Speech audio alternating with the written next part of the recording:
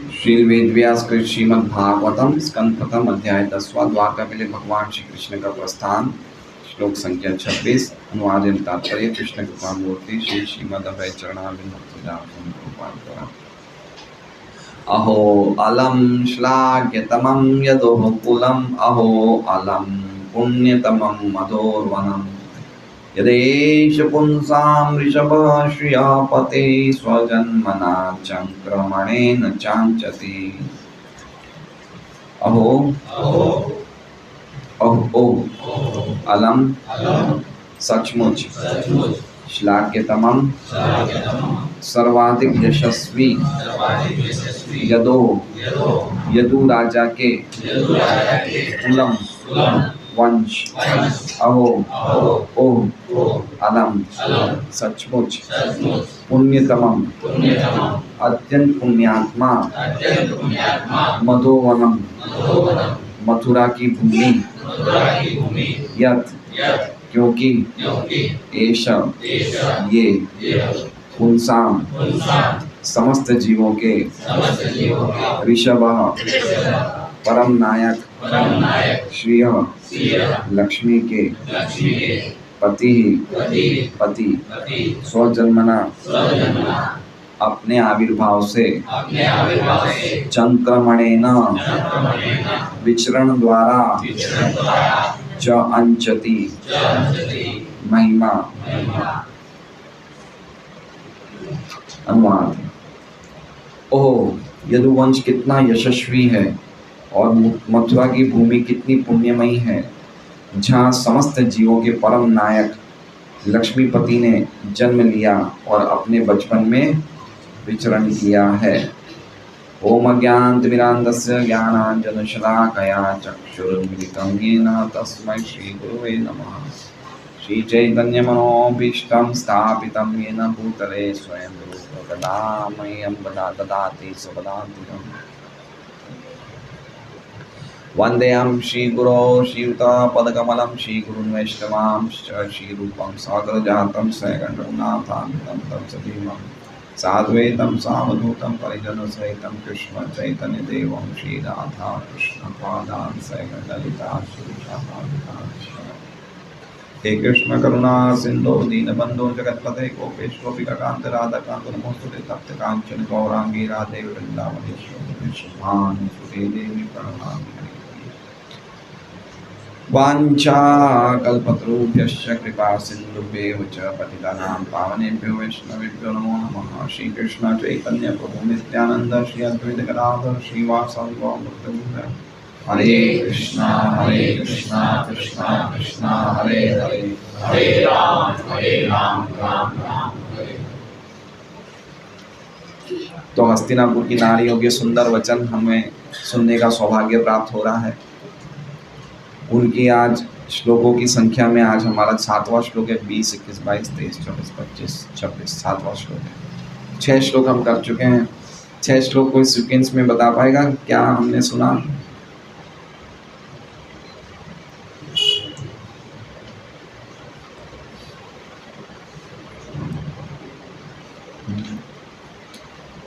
मैं समझ सकता हूँ, कलयुग में हमारी इतनी नहीं है याद शक्ति। तो किस प्रकार से भगवान सवै किलायाम पुरुष पुरातनो य एक आसीत् अविशेष आत्मनि अग्रे गुणेभ्यो जगदात्मनीश्वरे निमीलितात्मन निशि सुप्त शक्तिषु। ये वही कृष्ण है। सवै किलायम ये वही आदि पुरुष है जो यह एक आसीत अविशेष आत्मनि जो हमेशा अपने धाम में स्थित रहते हैं। अविशेष मतलब जब ये सृष्टि नहीं बनी थी, बिफोर द मैनिफेस्टेशन, ये सृष्टि के प्रकट होने से पहले भगवान अपने धाम में थे। सॉरी बहुत बड़ा मैंने मिस्टेक कर दिया है। स एक आसीत मतलब वो अभी भी है, प्रेजेंट टेंस सेंटेंस है। स एक आसीत अविशेष आत्मनि कब ऐसा हुआ? अग्रे गुणेभ्यो, गुणों के प्रकटीकरण के पहले, प्रकृति के 3 गुण जब इंटरेक्ट करने शुरू नहीं हुए थे, उनके पहले जगत आत्मनीश्वरे, जो सभी जगत की परमात्मा है, सभी जगत के परमेश्वर है, निमीलितात्मन निशी सुप्त शक्तिषु, जब उनकी सभी शक्तियाँ, विशेष रूप से जो हम लोग उनकी शक्तियाँ हैं वो निमीलित आत्मन, हम लोग सब सो रहे थे, जैसे रात को कोई व्यक्ति सोता है, हम लोग भगवान के, महाविष्णु के अंदर हम लोग सब सो रहे थे। तो इस सृष्टि के पहले भगवान की स्थिति हम लोग ने देखी। तो ये श्लोक बोलने के बाद दूसरा श्लोक बोलते हैं, स एव भूयो निज वीर्य चोदिताम। फिर उन्होंने वापस जीवात्माओं को नाम और रूप देने के लिए, जिनका कोई नाम और रूप नहीं है, उनको पुनः, भूय मतलब पुनः, उनको नाम और रूप देने के लिए अपनी माया जो सभी जीवों को मोहित करके रखती है, उन माया को अपनी शक्ति द्वारा प्रेरित किया और उनको ये प्रकृति का निर्माण करने का, सृष्टि करने का कार्य सौंप दिया। अनुससार विदित समानो, जीवात्मा को नाम और रूप देने की इच्छा से इस सृष्टि को पुनः बनाया और खुद उनको इंटरेक्ट नहीं किया, लेकिन अपनी शक्ति से उनको प्रेरित कर दिया, माया शक्ति को, और माया शक्ति ने सब बनाना, रिक्रिएट करना शुरू कर दिया। लेकिन साथ साथ में जीवों का परम कल्याण हो, इसके उन्होंने शास्त्र भी दे दिए, शास्त्रकृत शास्त्र भी बनाए, जिससे हम लोग किस प्रकार ज्ञान, कर्म, योग और शुद्ध भक्ति के मार्ग में अग्रसर होके अपने परम कल्याण के बारे में विचार कर सकें। ये दूसरा श्लोक था। तीसरा श्लोक बताया कि क्या ऐसे भगवान जो सृष्टि के पहले, प्रलय के बाद और सृष्टि के बाद और प्रलय के पहले इतनी दिव्य लीलाओं में हैं और इस प्रकार से खाली अपने एक्सपांशन से, अपने विस्तार से वो ये सृष्टि का कार्य कर रहे हैं, तो उनके दर्शन की दुर्लभता को बताया है कि उनके दर्शन सरलता से नहीं होते हैं। कोई बहुत अत्यंत जो भगवान के महात्मा भक्त हैं, सूर्य हैं, वो ही दर्शन कर सकते हैं। तो कैसे दर्शन कर सकते हैं? स व आयम यद पदम अत्र सूर्यो जितेंद्रिया निर्जित मातरीश्वन, जिन्होंने अपनी इंद्रियों को जीत लिया है, जिन्होंने प्राणों को वश में कर लिया है, इनके द्वारा भक्ति उत्कलित मलात्मना, जिन्होंने उत्कंठित भक्ति के द्वारा या बहुत ही जिसे कहते हैं विकसित भक्ति के द्वारा अपने हृदय का शुद्धिकरण कर लिया है। नन्वेश सत्वम परिमार्ष्टुम अर्हति, यही भक्ति के मार्ग द्वारा हमारा सत्व मतलब बुद्धि का परिमार्ष्टु मतलब सफाई, शुद्धिकरण हो सकता है, और कोई दूसरा ज्ञान, योग या और कोई विधि के द्वारा ये संभव नहीं है। ये हमने तीसरे श्लोक में पढ़ा था। चौथे श्लोक में हमने पढ़ा कि ऐसे भगवान जिनकी दुर्लभता को बताया, वो भगवान की लीलाएं, श्रेष्ठ लीलाओं का वर्णन वैदिक इतिहास के गुह्यतम अंशों में है। और ऐसे व्यक्ति जो भगवान के अंतरंग भक्त हैं, जिन्होंने इन गुह्यतम अंश के सार को, रहस्य को निरूपण कर दिया है, वो उन भगवान को हमेशा ऐसी लीलाएं भगवान की गाते हैं। और ये लीलाओं में से एक लीला का वर्णन किया कि कैसे भगवान अपनी इच्छा मात्र से इस सृष्टि का सृजन करते हैं, पालन करते हैं, संहार करते हैं, लेकिन वो सब करने के बाद भी वो लिप्त नहीं होते हैं। ये हमने चौथे श्लोक में पढ़ा था। पांचवें श्लोक में कल हमने पढ़ा, यदि है धर्मेण तमोधिया, तो भगवान की इतनी विशेषता बोलने के बाद गोपियाँ बोलते हैं, हस्तिनापुर की नारियाँ बोलते हैं कि वो कब और क्यों प्रकट होते हैं, क्यों और कब प्रकट होते हैं। तो बता रहे हैं कि जब राजागण अधर्म से जीते हैं और जिनकी बुद्धि तमोगुण के द्वारा व्याप्त हो जाती है, ऐसे राजाओं का जीना खाली अधर्म से ही होता है, जो पशुओं की तरह खाली खुद की इंद्रिय तृप्ति के लिए ही जीते हैं। ऐसे लोगों को दंडित करने के लिए भगवान सत्वतः मतलब अपने शुद्ध सत्व रूप में, सत्वता मतलब सतोगुण में नहीं, शुद्ध सतोगुण में, शुद्ध सतोगुण में निश्चय ही प्रकट होते हैं और अपने साथ अपने 6 ऐश्वर्य को प्रकट करते हैं, भगम, सत्यम, ऋतम, दया, यश, और अपने अलग अलग दिव्य लीलाओं को प्रकट करते हैं युग युग में। तो ये जो श्लोक था कल जो हमने पढ़ा वो गीता जी के 2 श्लोकों से सिमिलर है। कौन से 2 श्लोकों से सिमिलर है? यदा यदा हि धर्मस्य ग्लानिर्भवति भारत अभ्युत्थानमधर्मस्य तदात्मानं सृजाम्यहं परित्राणाय साधूनां विनाशाय च दुष्कृतां धर्म संस्थापनार्थाय संभवामि युगे युगे। तो ये भगवान का जो ये आने के उद्देश्य हैं, ज़्यादातर ये कॉमन है कि परित्राणाय साधूनाम और दुष्कृताम का विनाश करने के लिए। तो आप कल हमने देखा कि किस प्रकार क्यों आते हैं और कब आते हैं। आज के श्लोक में यदुवंश कुरुवंश की नारियां या हस्तिनापुर की नारियां ये बता रही है कि किसके बीच में जन्म लेते हैं और कहाँ जन्म लेते हैं।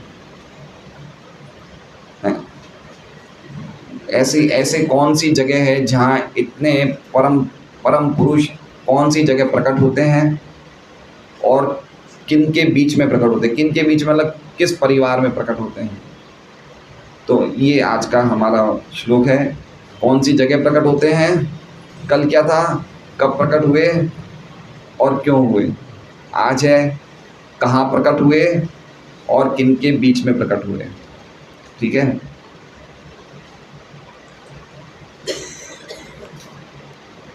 हम अगर हमारे पास समय है तो हमें प्रयास करना चाहिए इन श्लोकों को कंठस्थ करने का। बहुत ही अद्भुत श्लोक है और ये कंठस्थ करके जब हम भगवान के सामने बोलेंगे तो वो भगवान को देखना एक अलग ही देखना हो जाता है। कोई भी श्लोक श्रीमद् भागवतम के, गीता जी के, या कोई बड़े बड़े भक्तों की स्तुतियाँ हैं, कुंती महारानी की, भीष्म देव की, वो स्तुतियाँ अगर हम भगवान के सामने बोलेंगे। मुझे अच्छी तरह याद है मेरी धर्म पत्नी को जब दीक्षा मिली थी तो उन्होंने बोला था कि महाराज मेरे लिए कोई विशेष आदेश। तो गुरु महाराज ने कहा कि आप कुंती महारानी की सभी प्रार्थनाएं लर्न कर लो, कंठस्थ कर लो। तो ज़्यादा मुश्किल नहीं है, 26-27 प्रार्थनाएं, 26-27 श्लोक हैं। तो वो एक अलग ही हमारा एक भाव डेवलप हो सकता है अगर हम ऐसी प्रार्थना को लर्न करके उनको रिपीट करें भगवान के दर्शन करते हुए।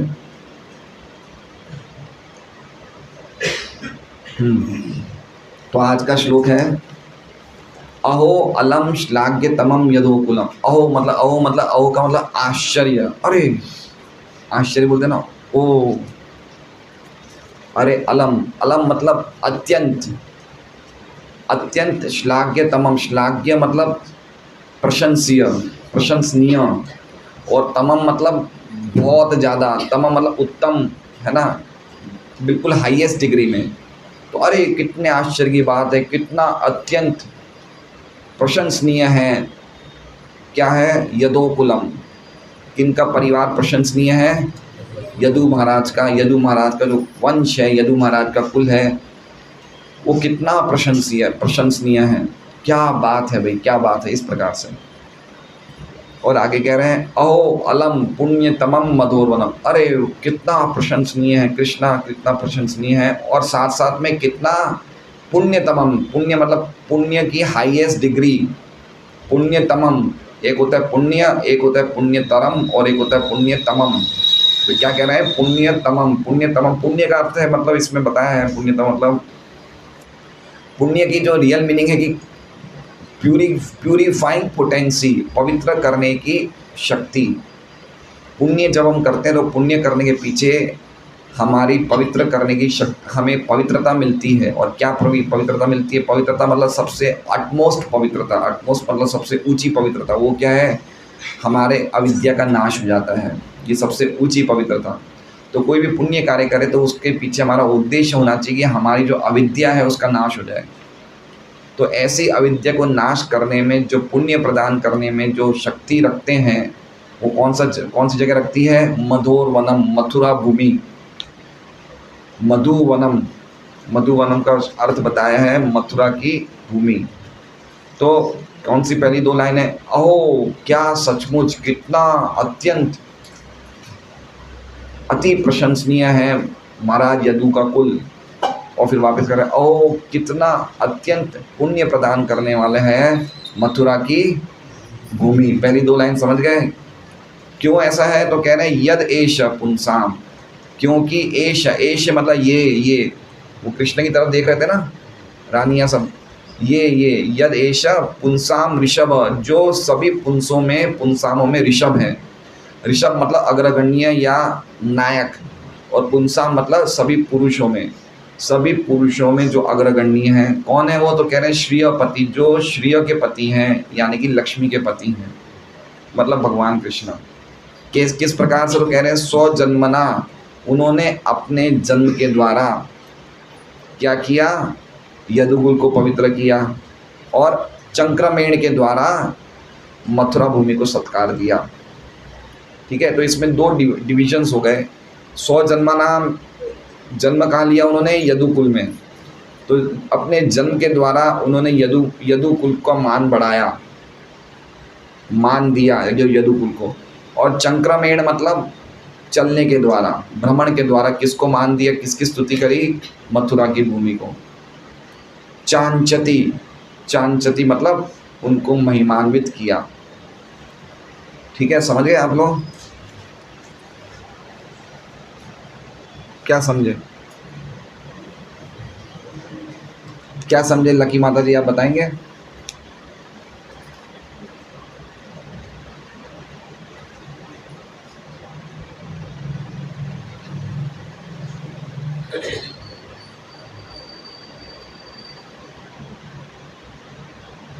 Your time starts now.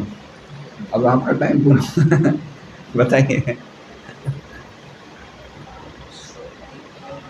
श्लोक देख के बता सकते हैं आप, या जैसा सुना है वैसे बता सकते हैं, या अनुवाद देख के भी आप अपने शब्दों में बता सकते हैं। इस श्लोक में बताया जा रहा है कि भगवान कहाँ मतलब जन्म ले, कैसे पहले ये बताया कि उन्होंने यदुकुल में जन्म लेकर के यदु डायनेस्टी को ग्लोरीफाई किया। दूसरा, उन्होंने मथुरा की भूमि में भ्रमण करके और लीलाएं करके मथुरा की धरती को गौरवान्वित किया। और एक चीज़ और, उन्होंने लक्ष्मीपति, हाँ लक्ष्मीपति, पुंसों में, पुंसाम में, पुरुषों में सबसे उत्तम है और लक्ष्मी के पति हैं। बहुत अच्छा। तो ये बहुत ही अद्भुत, मतलब इसमें बताया है, अभी हम पढ़ेंगे श्रीधर स्वामी की टीका, उसमें बता रहे हैं कि यदुकुल को तो पवित्र उन्होंने मान दिया ही दिया, लेकिन विशेष रूप से इसमें श्लोक में मथुरा की भूमि का विशेष वर्णन है। ठीक है, क्यों? क्योंकि यदुकुल में उन्होंने श्लाघ्यतमम बताया है ना। ये देखिए, ये दो शब्द है, स्वजन्मना खाली यदुकुल पे ही यूज़ हो सकता है, क्योंकि उन्होंने जन्म कहाँ लिया, यदुकुल में। लेकिन मधुवनम में तीनों चीज़ें यूज़ हो सकती है, स्वजन्मना, चंक्रमेणा और चांचती। तो बताया जा रहा है कि मथुरा की भूमि का विशेष इसमें वर्णन है, उनकी प्यूरिफाइंग पोटेंसी में। आप समझ रहे हैं मैं जो बोल रहा हूँ अभी, पॉइंट समझे आप? यदुकुल में उन्होंने खाली जन्म लिया, इसमें तीन चीज़ें बताइए, चांचती, स्वजन्मा, चंक्रमेणा। स्वजन्मा मतलब जन्म लिया, चंक्रमेण मतलब चले, और चांचती मतलब कुछ लीलाएं करी, च मतलब लीलाएं करी। तो बात के अनुवाद में क्या लिखा है, इसमें हम पढ़ेंगे आगे। तो यदुकुल में जन्म लिया, लेकिन मथुरा की भूमि में वो जन्म भी लिए, चले भी, और उन्होंने, च का अर्थ क्या हो गया, च लिखे ना, च, ऐसे विश्वनाथ चक्रवर्ती ठाकुर समझाते हैं, च का मतलब च मतलब लीलाएं भी करी। और इनके द्वारा अंचति, इनके द्वारा उन्होंने मथुरा भूमि को सत्कार और मान दिया। तो मथुरा भूमि को किस प्रकार सत्कार और मान दिया? क्वेश्चन, पूजा माता जी बताइए, मथुरा भूमि को भगवान कृष्ण ने कैसे मान और सत्कार दिया, कैसे उन्होंने उनको बहुमानित किया, मान कैसे दिया? लीलाएं करी और चल के, और जन्म क्या लिया? न्यूयॉर्क में। हाँ, जन्म लिया, बहुत अच्छा। और यदुकुल को कैसे उन्होंने सम्मानित किया सौदिक प्रभु? यदुकुल को कैसे सम्मानित किया? मथुरा भूमि को सम्मानित किया, वहाँ पे जन्म लेके, वहाँ पे चल के, वहाँ पे लीलाएं करके। यदुकुल को कैसे सम्मानित किया? धिक्कार है आपको केशव रुचि माता जी की सब्जियों पे, जो इतना सब्जियां खा के भी आप नहीं बता पा रहे हैं। स्वादिष्ट चीजें बनाते हैं माता जी। यदुकुल को कैसे सम्मानित किया? जगत प्रभु जन्म लेके, उस कुल में जन्म लेके यदुकुल को सम्मानित किया। महाराज यदु की कथा पता है ना आपको? महाराज यदु के पिता कौन थे? ययाति। और ययाति ने शुक्राचार्य से श्राप प्राप्त किया था। उनकी बेटी देवयानी की शिकायत पे उन्होंने श्राप मिला था कि तुम बूढ़े हो जाओ। और ययाति महाराज तब बिल्कुल नवयौवन, मतलब बिल्कुल युवान थे। तो ययाति महाराज की भोग इच्छाएं बहुत थी, वो उनको पूरी करना चाहते थे। तो उन्होंने कहा अपने बेटों से कि मुझे अपनी जवानी दे दो, मेरा बुढ़ापा कुछ समय के लिए आप बच्चों ले लो। तो 5 बच्चे थे, 2 शायद देवयानी से थे, 3 शर्मिष्ठा से थे। तो यदु महाराज सबसे बड़े थे। तो यदु महाराज से पूछा कि बेटा तुम मेरी बुढ़ापा ले लो, तुम अपनी जवानी दे दो मुझे कुछ समय के लिए। तो यदु महाराज ने मना कर दिया, बोले नहीं। लेकिन धर्म के आधार पे, अगर अधर्म के आधार पे करते तो वो दंडित हो जाते हैं। लेकिन धर्म क्यों? क्योंकि यदु महाराज को पता था मेरे वंश में आगे भगवान प्रकट होने वाले हैं। तो अगर वो अपना बुढ़ापा ले लेंगे उनका और जवानी दे देंगे तो उस काम में डिले हो जाएगा, थोड़ा डिले हो जाएगा। तो वो डिले करना नहीं चाहते थे, वो भगवान के इतने महान भक्त थे, इसलिए उन्होंने मना किया। बाकी 3 बच्चों ने और मना कर दिया, तुर्वसु, ध्रुयु, क्या क्या नाम थे, अनु, ध्रुयु, तुर्वसु, उन तीनों ने मना कर दिया स्पष्ट रूप से। वो क्यों मना किया? उनकी इंद्र तृप्ति के आधार पे। फिर सबसे छोटे बेटे पुरु ने, उन्होंने तुरंत हाँ बोल दिया, इसलिए उन्होंने सबसे बड़ा राज्य पुरु को दिया। इसलिए पुरु से फिर हुए ये सब पांडव कौरव, पुरु से हुए। और यदुवंश में ये सब भगवान कृष्ण के सब प्रकट हुए। तो इस प्रकार है।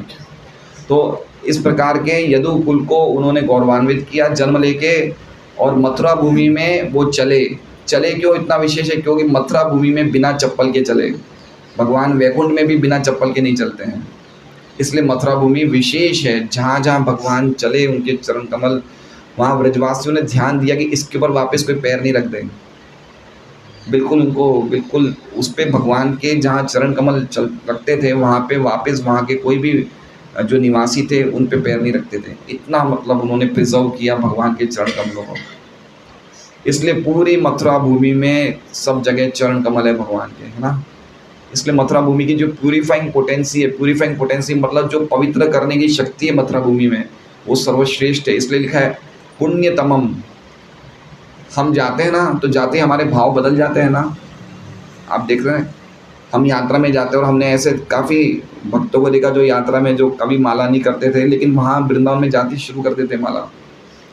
कुछ ज़्यादा माला करता है और मतलब उनका कंप्लीटली उनका जो भगवान को, कृष्ण को परम सत्य मान ही लेते हैं वो वहाँ जाके। चाहे कोई कैसा ना कैसा व्यक्ति हो, उसको मन में भावना चेंज हो ही जाती है। तो इसलिए मथुरा भूमि विशेष रूप से मथुरा भूमि मतलब वृंदावन भी उसमें आ गया, इसलिए विशेष मथुरा भूमि का बड़ी महिमा है।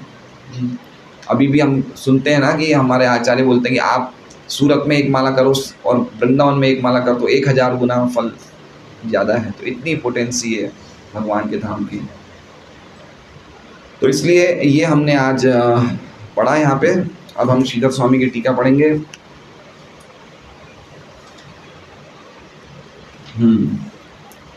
यद मतलब कृष्ण जो लक्ष्मीपति पुरुषोत्तम भगवान है, उन्होंने अपने जन्म से यदु कुल को अंचति बहुमान किया, उन्हें सम्मान किया। और इसलिए वो कुल परम प्रशंसनीय है, श्लाघ्यतमम मतलब परम प्रशंसनीय है। और विहार करके मधुवनम मथुरा को सम्मान दिया, इसलिए वो परम पवित्र है। और तमम का अर्थ है कि अत्यंत। तमम जो दोनों में तमम लिखा ना, श्लाघ्य तमम और पुण्य तमम। तमम मतलब सुपरलेटिव डिग्री, सबसे ऊंचा, तमम मतलब हाईएस्ट डिग्री। और अतिशय का अर्थ, अलम का अर्थ बताया अतिशय, अलम लिखा ना, अलम, अहो अलम, अलम मतलब अत्यंत। प्रभुपाद जी ने सचमुच लिखा है, इन्होंने अत्यंत अतिशय बताया, तो इसमें विशेष कोई फर्क नहीं है। और आश्चर्य के लिए कह रहे हैं अहो, अहो मतलब आश्चर्य। तो ये उनकी टीका है श्रीधर स्वामी की। विश्वनाथ चक्रवर्ती ठाकुर की टीका बड़ी है और मुझे थोड़ी समझने में थोड़ी मुश्किल भी पड़ी, तो मुझे जितना समझ में आएगा मैं समझाने का प्रयास करूँगा। अच्छी खासी टीका है उनकी, 1, 2, 2.5 पेज की टीका है। इतने महीनों से हम श्लोक पढ़ रहे हैं, सबसे बड़ी टीका मैंने ये वाले श्लोक में देखी। अब हस्तिनापुर की स्त्रियां भगवान के स्थान के, जहाँ भगवान जन्म लेते हैं और जिस कुल में जन्म लेते हैं उसके बारे में वर्णन कर रहे हैं। यद्यपि वो कुल को और स्थान को बराबर तरीके से श्लाघ्यतमम बता रहे हैं, लेकिन फिर भी विशेष रूप से पुण्यतमम का एक अलग स्टेटमेंट लिखा है मथुरा की भूमि के लिए, क्योंकि उस जगह, वो जगह के लिए सब लोग जानते हैं कि उसकी पवित्र करने की कितनी शक्तियाँ हैं। इसके लिए हम अगर पूरी एक धाम महात्म्य पढ़ेंगे तो हमें पता चलेगा मथुरा धाम का महात्म्य क्या है। हम कभी पढ़ते नहीं है महिमा, लेकिन पूरी बुक है, क्या क्या रूल्स एंड रेगुलेशंस हैं मथुरा धाम में जाने के, हम एक टिकट लेके जा नहीं सकते हैं, मतलब बहुत सारी बातें हैं। तो ये सब हमें पता चल सकता है उनकी महिमा के बारे में, धाम की महिमा के बारे में। और विशेष रूप से इस शुद्धता का वर्णन करते हुए अलम बोला है। और अहो का अर्थ है बहुत ज़्यादा आश्चर्य। उन्होंने जन्म लिया, वो वहाँ पे चले और वहाँ पे उन्होंने अद्भुत क्रियाएं करी, इसलिए 3 शब्द बता रहे हैं, सौजन्मना, चंक्रमेण और च मतलब चांचती ना, तो च किसका मतलब हो गया, च का मतलब उन्होंने अद्भुत अपनी लीलाएं करी। और इस प्रकार कृष्ण ने अंचति, मथुरा को क्या कहते हैं, मान दिया बाय द यूज ऑफ, हाँ उन्होंने अंचति लिखा है। अंचति का मतलब, अब देखिए अंचति का क्या बता रहे हैं, जैसे उन्होंने सबसे पहले बताया कि य एद आसीत अविशेष आत्मनि, हमने पढ़ा था 21वें श्लोक में, य एक आसीत अविशेष आत्मनि मतलब वो अपने धाम में स्थित हैं। और फिर 23वें श्लोक में उन्होंने बताया कि बड़े बड़े भगवान के सूर्य जो भक्त हैं वो पश्यंती देखते हैं। और इसी प्रकार से यहाँ कह रहे हैं अंचति, अंचति मतलब कृष्ण ने उस टाइम मान सत्कार नहीं दिया मथुरा को, कृष्ण हमेशा देते हैं। तीनों सेंटेंस प्रेजेंट टेंस में है। अंचति का मतलब वो अभी भी मान सत्कार दे रहे हैं, जब उनका जन्म हुआ तभी नहीं दिया, अभी भी दे रहे हैं। ये बताने के लिए कि भगवान की लीलाएं, भगवान के धाम जो हैं वो प्रेजेंट टेंस में है, नित्य है। अब इसमें आगे कह रहे हैं विश्वनाथ चक्रवर्ती ठाकुर की भगवान के जन्म और भगवान के क्रियाकलाप कैसे नित्य हो सकते हैं। वो तो एक क्रियाएं हैं और क्रियाओं का तो जन्म होता है और अंत भी होता है, आप समझ रहे हैं। हम कहते हैं भगवान के जन्म और भगवान की लीलाएं नित्य है, लेकिन भगवान का जन्म मान लो कि जन्माष्टमी के दिन हुआ तो कोई समय तो हुआ ना, तो कहीं तो शुरुआत हुई है। नित्य कैसे, नित्य का तो अर्थ है कि जिसकी शुरुआत भी नहीं होती, जिसका अंत भी नहीं होता है। तो विश्वनाथ चक्रवर्ती ठाकुर खुद ही एक ऑब्जेक्शन रेज कर रहे हैं कि फिर नित्य कैसे हुई। एक एक्शन है जिसकी शुरुआत हुई, उन्होंने जन्म लिया, ऐसे उनकी लीलाओं की भी एक शुरुआत होती है और एक अंत होता है। जन्म ले लिया, हो गया जन्म, नित्य कैसे है। तो ये बताया जा रहा है कि नहीं, वो उनका अंत इसलिए नहीं होता है कि मान लो उन्होंने यहाँ पे जन्म लिया और जैसे ही जन्म लिया दूसरे ब्रह्मांड में वापस जन्म ले लेते हैं। कैसे लीलाएं चलती है भगवान की, कोई भी भगवान के जन्म और लीलाएं चलते हैं, जैसे ही उन्होंने यहाँ पे लीला करी वैसे ही दूसरे ब्रह्मांड में लीला। तो अंत कहाँ हुआ, कहाँ अंत हुआ, लीला का अंत हुआ ही नहीं। और शुरू भी कैसे हुआ, क्योंकि दूसरे ब्रह्मांड में हुई होगी, होते ही हमारे हो जाती है। आप समझ रहे, जैसे हमारे जन्माष्टमी में भगवान प्रकट हुए तो कोई एक और ब्रह्मांड में प्रकट हो गए, हमारे में प्रकट हो गए, तो शुरुआत कहाँ हुई। और ना ऐसा भी नहीं, और कुछ लोग समझते कि भगवान ने 125 वर्ष लीलाएं करी इस ब्रह्मांड में और उसके बाद फिर दूसरे ब्रह्मांड में करी। समझ रहे हैं बात को, डिफरेंस है इसमें। सेम लीला, आप समझ रहे हैं बात को। जैसे एक लीला पूरी होते ही, जैसे पूतना वध की लीला यहाँ पूरी होते ही वहाँ चालू हो गई, यहाँ तक कि पूरी होने से पहले ही वहाँ चालू हो जाती है। तो फिर शुरुआत तो हुई नहीं और अंत भी नहीं हुआ, क्योंकि पूतना मध्य का लीला यहाँ और इसका मतलब इसके पहले कोई और ब्रह्मांड में हुई होगी। समझ रहे हैं? ये भगवान की लीलाओं का विशेषता समझिए। इसलिए भगवान की लीलाएं क्या है? नित्य है। उनका कोई शुरुआत ही नहीं है, उनका अंत नहीं। कैसे हम उनको शुरुआत को मेजर करें और अंत को कैसे मेजर करें? कहीं ना कहीं कोई ना कोई ब्रह्मांड में चल रही है। तो ये विश्वनाथ चक्रवर्ती ठाकुर ने कितनी नई बात बताई है, अद्भुत बात बताई है। क्योंकि भगवान के, समझ गए ये पॉइंट आप? लीला का और ये जन्म का पॉइंट समझ गए? कौन नहीं समझा? कौन समझा? समझ गए? चलिए, समझने वाले तो हाथ उठाएं, बाकी तो मैं समझ सकता हूँ आप लोग सब लोग उसके आम आदमी पार्टी के व्यक्ति हैं सब लोग।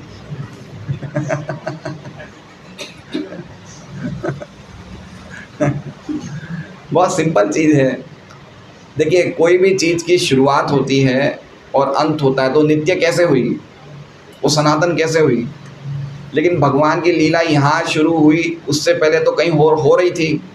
वो होते यहाँ हो गई, यहाँ होती दूसरी जगह हो गई, तो शुरुआत तो हुई नहीं।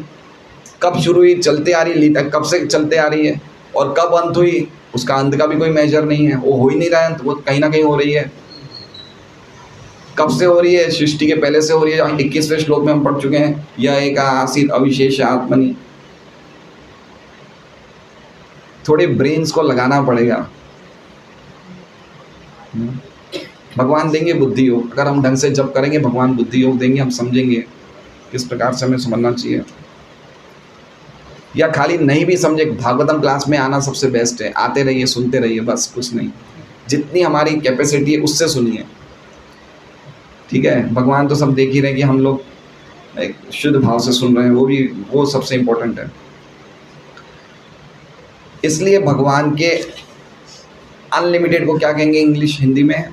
अशेष हैं, असीमित। इसलिए भगवान की असीमित लीलाएं हैं, भगवान के असीमित जन्म हैं, भगवान के असीमित कार्य हैं, और उनके असीमित धाम हैं, उनके असीमित पार्षद हैं, और ये सब कार्य उनका नित्य चलता रहता है। इसलिए जैसे ही एक लीला यहाँ पे पूरी होती है, तुरंत ही वो लीला और वो जन्म दूसरी जगह चालू हो जाता है। इसलिए भगवान के जन्म और कर्म नित्य है। इसमें कोई भी प्रकार की कंटिन्यूटी में अभाव नहीं है। क्या कह रहे हैं? There is no lack of continuity. Continuity चल रहा है, कंटिन्यूटी रुक नहीं गई है, चल रही है। भगवान की लीलाएं नित्य चल रही है। हम एक्चुअली में, आप समझिए, हम लोग कुछ इस प्रकार की चीज़ें सुन रहे हैं, जैसे मान लीजिए कोई नर्सरी का बच्चा कोई बीकॉम की बातें सुन रहा है। अभी हमारी ऐसी स्थिति है, तो हमें सुनने में थोड़ा सा, हम लोग, हमारा कूप मंडूक न्याय है। हम तो अपने कुएं वाले मेंढक जो देखते हैं, हम उसकी सहारे ऐसे कैसे हो सकता है, ऐसे कैसे हो सकता है। लेकिन ये आचार्य हैं, ये बता रहे हैं, ये भगवान के दर्शन करते हैं, भगवान के साथ इनका कनेक्शन रहता है, तो इस तरह प्रकार से उनकी जो बातें हैं बिल्कुल सही है। हो सकता है कभी कभी जन्म और लीलाएं थोड़ा सा अलग तरीके से पेश हो, और कभी कभी बिल्कुल वो का वही, समझ रहे बात में? कुछ लीलाओं में थोड़ा अंतर हो सकता है। जैसे कभी कभी भगवान गरुड़ जी पे सवार होते हैं, सवार तो ज़्यादा गरुड़ जी पे होते हैं, लेकिन कभी कभी भगवान कालिया पे भी सवार होते हैं।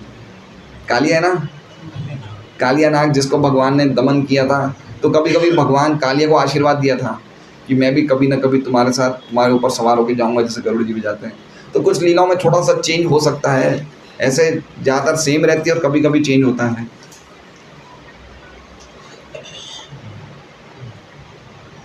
ये सब बातें भगवान कृष्ण की द्वारका लीलाओं में समझाई जाएगी 10.69.3 में। और ये भी समझना चाहिए कि भगवान के सभी रूपों में उनकी आइडेंटिटी अलग अलग होती है, क्योंकि वो अलग अलग कार्य करते हैं। ये कुछ मुझे भी समझ में नहीं आ रहा, बहुत मुश्किल है, हैं? हाँ, वही मैं कह रहा हूँ, ये जो मैं बोल रहा हूँ मुझे भी समझ में नहीं आ रहा है, लेकिन ठीक है। अब हाँ, फिर आगे हम पढ़ते हैं। इसलिए ये बिल्कुल कहना सही है कि भगवान के जन्म और भगवान की लीलाएं नित्य है, और अलग अलग ग्रंथों में ये हमें संस्तुति करी गई है कि हम भगवान की लीलाओं पे ध्यान दें। आप समझ रहे हैं? भगवान की लीलाओं का हम स्मरण करें। क्यों? क्यों स्मरण करें? क्योंकि ये नित्य है। आप समझ रहे बात को? जैसे हमारे घर में हम छवि रखते हैं, जैसे हमने भगवान के वो क्या उखल उखल बंधन की छवि रखी है, तो जैसे हम उस छवि को देखेंगे हमें वो लीला स्मरण होगी, तो हम उस लीला से कनेक्ट हो जाएंगे। हम कभी स्कूल में जाते थे ना, जब हम लोग, बहुत साल पुरानी बात है, सही बात बता रहा हूँ, तो हम साइकिल में जाते थे। उस टाइम वो 2 साइकिल थी, एटलास और वो BSA, एटलास, हीरो। हाँ, तो मैं साइकिल पे जाता था, हमारे एक दोस्त थे, वो लेके आते थे, क्या कहते हैं, तब नई नई वो चली थी मोपेड, तो वो स्पीड में चलती थी, तो हम क्या करते थे, उसका कंधा पकड़ लेते थे, तो हमारी स्पीड क्या होती थी, बढ़ जाती थी। तो ऐसी हरकतें क्या करते थे। तो क्या हुआ, तो जब हमने किसी की स्पीड पकड़ ली तो उस हमारी स्पीड भी बढ़ गई। यद्यपि साइकिल की इतनी स्पीड नहीं है, फिर भी स्पीड बढ़ जाती है। तो उसी प्रकार से जब हम कोई लीलाओं का स्मरण करते हैं तो सीधा हम उस लीला में पार्टिसिपेट हो जाते हैं। इसलिए घर में भगवान की अलग अलग लीलाओं की रूप की छवियाँ रखनी चाहिए। बहुत इंपॉर्टेंट है ये बात। घर की दीवारें खाली नहीं होनी चाहिए, कुछ ना कुछ रखना चाहिए जो अलग अलग लीला। जैसे भगवान राम की लीला है, राम दरबार है, भगवान हनुमान जी से गले मिल रहे हैं, या इस प्रकार की जो भगवान कृष्ण की तो इतनी सारी लीलाएं भक्तों के साथ प्रसाद ले रहे हैं, ये सब लीलाएं नित्य है, नित्य चल रही है, चलती आ रही है। जैसे ही हम इनका स्मरण करते हैं हम उन लीलाओं में पार्टिसिपेट कर लेते हैं। और जितना हमारा स्मरण, जितना हमारा आविष्ट होना एडवांस होगा, जितना ज़्यादा हम लोग मैच्योर होंगे, तो हम उन लीलाओं में सचमुच चले जाएंगे। इसलिए नाम, रूप, गुण, लीलाएं, ये सब स्मरण करते रहना चाहिए, नाम बोलते रहना चाहिए, रूप को बार बार देखना चाहिए, भगवान के गुणों का भागवतम के श्लोकों में से स्मरण करना चाहिए, भगवान की लीलाओं को स्मरण करना चाहिए। तो ये क्या है, ये सब लाइव टेलीकास्ट हो रहा है। जैसे ही हम शुद्ध होंगे तुरंत हम उस चीज़ में पार्टिसिपेट कर लेंगे। भागवत चैतन्य चैतन्य में एक प्रसंग है। चैतन्य महाप्रभु दक्षिण भारत की यात्रा में जा रहे थे, तो एक ब्राह्मण के घर रुके वो, और ब्राह्मण के घर रुके तो क्या हुआ, वो ब्राह्मण सुस्त चुपचाप बैठे थे, उनका चैतन्य महाप्रभु का स्वागत किया। दोपहर को मध्याह्न के समय चैतन्य महाप्रभु स्नान करके आए, तो उनको विप्र को पूछा कि भाई, वो राम के उपासक थे वो ब्राह्मण, तो विप्र को पूछा, अरे भाई कुछ भोजन वोजन तो दो। तो वो क्या बोले पता है, वो राम उपासक ब्राह्मण बोले, जब लक्ष्मण सब्जियां लेके आएंगे जंगल में तो ही तो सीता बनाएगी। वो उन लीलाओं में आविष्ट थे। देखिए वो उनकी स्थिति, देखिए वो कितने शुद्ध भक्त थे कि लक्ष्मण जब जंगल से सब्जियां लाएंगे, शाक मूल लाएंगे, तो ही तो सीता देवी बनाएंगी, सीता माँ सीता बनाएगी। तो महाप्रभु समझ के सामान्य भक्त नहीं है, तो बहुत सुस्त रहते। तो महाप्रभु बोले, आप सुस्त क्यों रहते हो? बोले, मैं सीता जी का हरण हो गया, रावण ने उनको छू लिया, ये मुझे अच्छा नहीं लगता, मैं सुस्त रहता हूँ। तो महाप्रभु ने फिर बाद में महाप्रभु कोई कौन से क्षेत्र में गए थे दक्षिण भारत में, शायद हम भी गए हुए वहाँ पे, वहाँ उन्हें कूर्म पुराण मिली। कूर्म पुराण का एक ऐसा प्रसंग मिला जिसमें पता चला कि सीता देवी का हरण जो रावण ने किया था वो माया सीता का किया था। ओरिजिनल सीता को अग्निदेव पहले ही ले गए थे। तो ये चीज़ जैसे उन्हें मिली, तुरंत उस ब्राह्मण के पास वापस आए चैतन्य महाप्रभु, और उन्होंने कहा कि देखो भाई, ये जो सीता, जो आपको चिंता है कि भाई रावण ने छू कैसे लिया, जगत की माता सीता को छू कैसे लिया, तो बोले ये जो सीता को छुआ वो माया सीता है, ओरिजिनल सीता को तो अग्निदेव ने अपने पास रखा है, ये माया सीता को छुआ है। तो बड़े खुश हुए ब्राह्मण, बहुत खुश हुए। तो ऐसे मतलब भगवान के भक्त हैं, ऐसे ऐसे भक्त हैं कि भगवान की लीलाओं में उनका मन लगा रहता है। वो इसे कहा जाता है नित्य लीला प्रविष्ट। वो भगवान की लीलाओं में उनका मन इतना एब्जॉर्ब हो गया है कि वो पूरी तरह से उसमें पार्टिसिपेट करने के वो हो गए हैं। और ऐसा वर्णन एक राजा कुलशेखर के प्रसंग में भी आता है। राजा कुलशेखर बहुत बड़े दक्षिण भारत के राजा थे और वो भी भगवान राम के बहुत बड़े भक्त थे। तो उनके राज्य में सभा में बहुत पंडित आते थे भगवान राम को, राम की कथा बोलने के लिए। तो मंत्री थे राजा कुलशेखर, उन्होंने कहा था पंडितों को कि आप कभी भी ये वर्णन मत सुनाना। गोपालगंज प्रभु कहाँ है? महाराष्ट्र में। तो ये वर्णन मत सुनाना कि सीता जी का अपहरण रावण ने कर लिया। बोले ये मत सुनाना, बाकी आपको जो सुनाना सुना लेना। तो पंडित जी रोज सुनाते थे राम कथा, सुनते थे राजा कुलशेखर। एक दिन एक नया पंडित आ गया, उनको ये पहले कौशन नहीं दिया था कि भाई ये कथा का भाग मत सुनाना, और उन्होंने सुना दिया कि ऐसे सीता का अपहरण रावण ने कर लिया। ओ बाप रे, राजा कुलशेखर तो क्या बोले सेना निकालो, रावण पे आक्रमण करेंगे। वो पूरी सेना निकाली उन्होंने, पूरी अपनी आर्मी निकाल दी और आक्रमण करने निकल गए। आप देखें वो किस प्रकार से एब्जॉर्ब थे, हैं? तो ऐसे भक्त होते हैं। तो इसलिए कहा गया है कि अलग अलग शास्त्रों में संस्तुति करी गई है कि हमें भगवान की लीलाओं का स्मरण करना चाहिए। तो ये इनकी टीका थी, और टीका बहुत बड़ी है इनकी, लेकिन मुझे वास्तव में या तो इंग्लिश के कारण समझ में नहीं आई या फिर मैं समझ नहीं पा रहा था। कभी आगे समझूंगा मैं। श्रील प्रभुपाद का तात्पर्य हम देखते हैं। तात्पर्य, श्रीमद् भगवद गीता में भगवान श्री कृष्ण ने अपने दिव्य प्रादुर्भाव, तिरोधान तथा लीलाओं का विशद वर्णन किया है। कौन सा श्लोक है वो? जन्म कर्म च मे दिव्यम। श्री भगवान अपनी अचिंत्य शक्ति से किसी विशेष परिवार या स्थान में प्रकट होते हैं। वे बद्ध जीव की तरह जन्म लेकर एक शरीर को त्याग कर दूसरा शरीर धारण नहीं करते। ना तो बद्ध जीव की तरह जन्म लेते हैं, ना ही बद्ध जीव की तरह शरीर, मतलब आप समझ रहे हैं, जन्म माता के गर्भाशय से एक शिशु जन्म लेता है, ठीक बात है। और स्त्री और पुरुष के संपर्क से एक शिशु वीर्य में प्रवेश करता है, और वो वीर्य माँ के उदर में जाता है, और फिर वो वीर्य एक शरीर प्राप्त करता है माँ की शरीर से। तो ऐसे एक नॉर्मल जन्म ऐसे होता है। लेकिन भगवान का जन्म इस प्रकार से पुरुष और स्त्री के संपर्क से नहीं होता। ये बात हर भक्त को समझ लेना चाहिए। वो एक शुद्ध भक्त के हृदय में प्रकट करते होते हैं, और शुद्ध भक्त के हृदय में प्रकट होने के बाद वो उनकी वाइफ के हृदय में प्रकट होते हैं, और उनकी वाइफ में प्रकट होने के हृदय में प्रकट होने के बाद वो अपने आप ही बाहर प्रकट हो जाते हैं। वो वैसे प्रकट नहीं होते हैं जैसे एक सामान्य बालक निकलता है। समझ लीजिए बात को, बहुत इंपॉर्टेंट बात है। और उसी चीज को प्रूव करने के लिए सबसे पहले भगवान चतुर्भुज रूप में प्रकट हुए, और वो प्रकट होने के बाद भगवान वापिस द्विभुज रूप धारण कर देते हैं, और ना ही मृत्यु को ऐसे प्राप्त करते हैं जैसे हम लोग मृत्यु को प्राप्त करते हैं।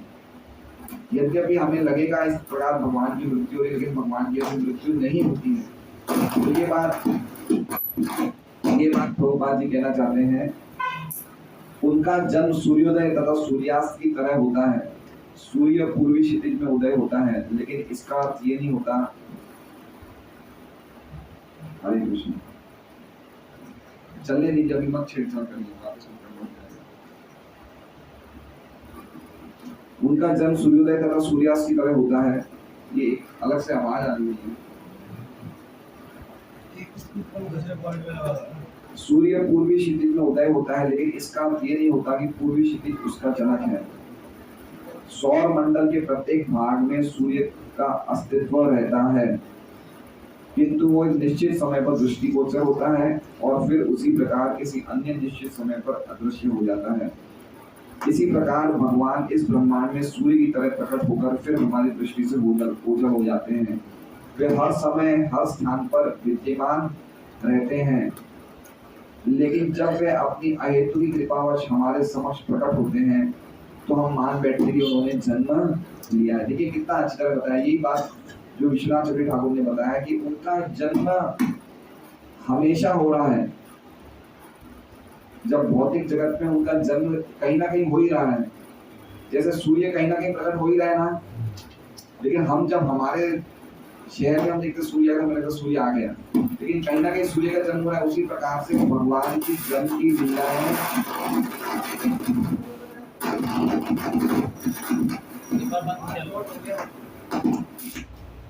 हरे कृष्ण, हरे कृष्ण।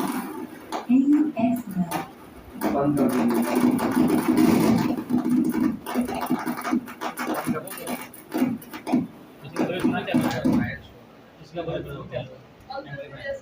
हरे कृष्ण।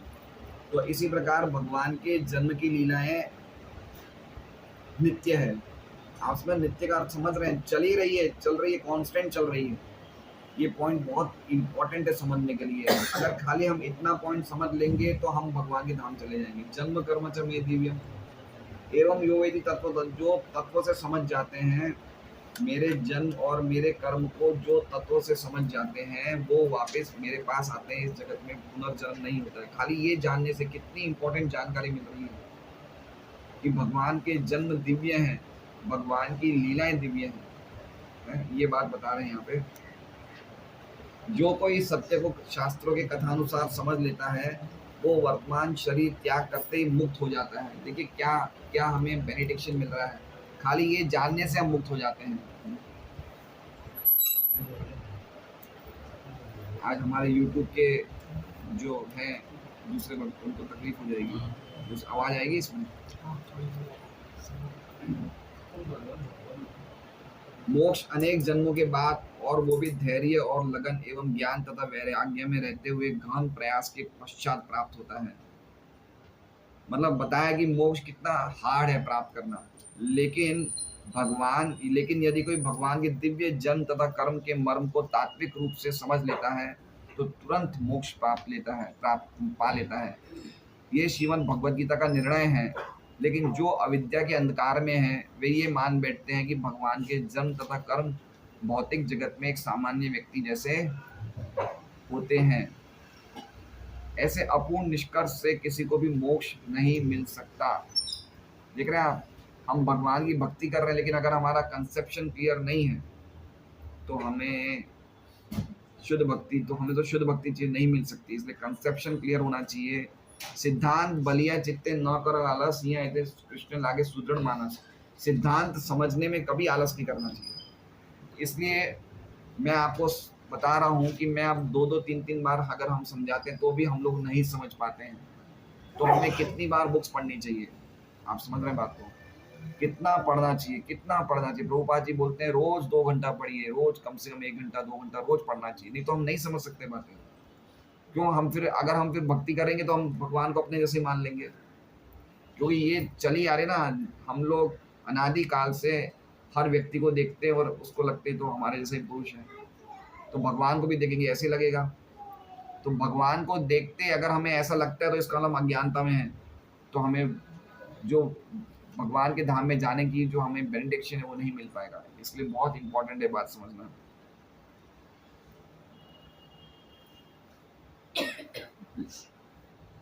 ऐसे अपूर्ण निष्कर्ष से किसी को भी मोक्ष नहीं मिल सकता।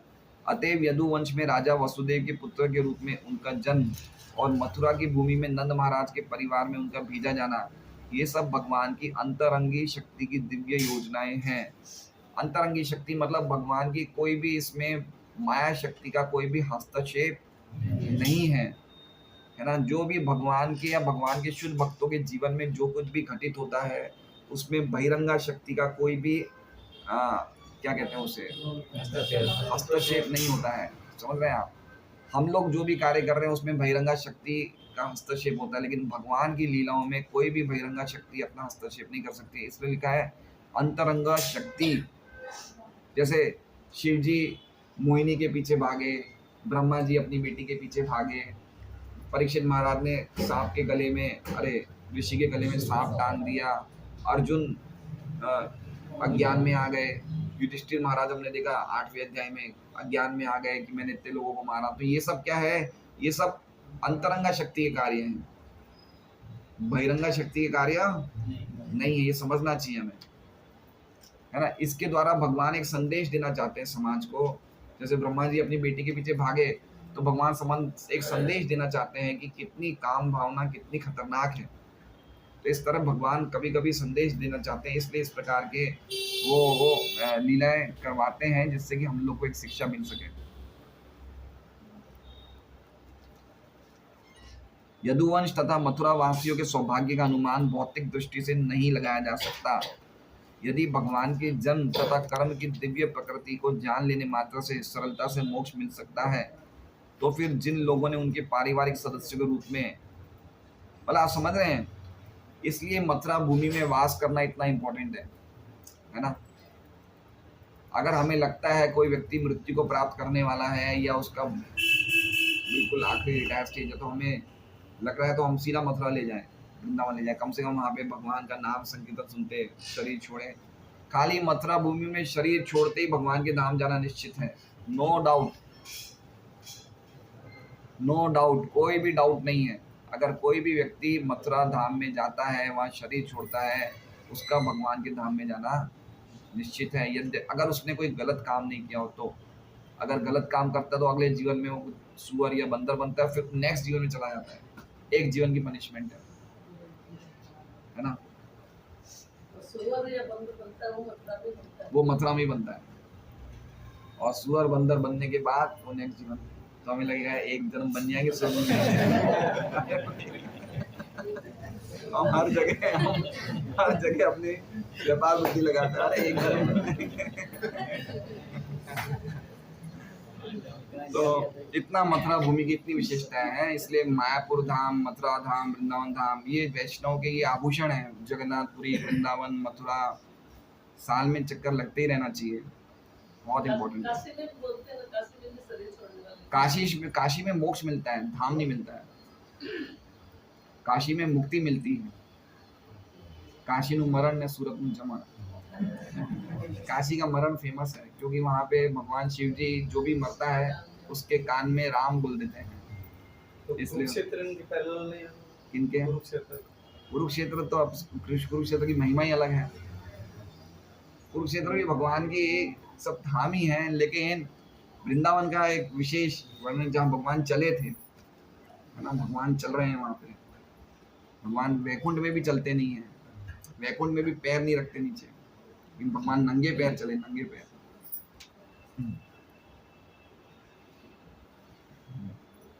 इसलिए ऐसा है, उपदेशामृत का आप 11वां या 10वां या 11वां चैप्टर पढ़ेंगे, उसमें बताया है वैकुंठ, भौतिक जगत से वैकुंठ अच्छा, वैकुंठ से मथुरा, मथुरा से वृंदावन, वृंदावन से गोवर्धन, गोवर्धन से राधा कुंड, ऐसा पूरा उसमें बताया है।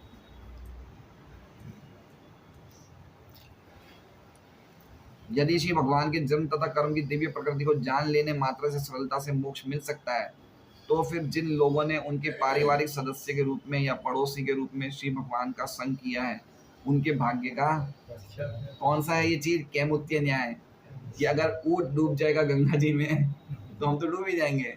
तो यही बता रहे हैं कि जो खाली उनके बारे में जान लेते हैं वो भगवान के धाम चले जाते हैं। तो जो उनके साथ बैठ रहे हैं, उनके पड़ोसी हैं, उनके तो भाग्य की सीमा ही क्या है।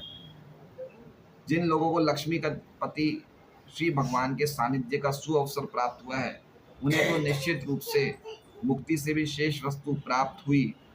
अतः सचमुच ही श्री भगवान की कृपा से उनका वंश तथा उनकी भूमि दोनों ही सदैव यशस्वी है। हरे कृष्णा। श्रीमद् भागवतम की जय। तो होमवर्क है 20 से 26 लोग लर्न कर लीजिए। नहीं 20 नहीं, 21 से 26। कौन लर्न करेगा? कौन सुनाएगा? कल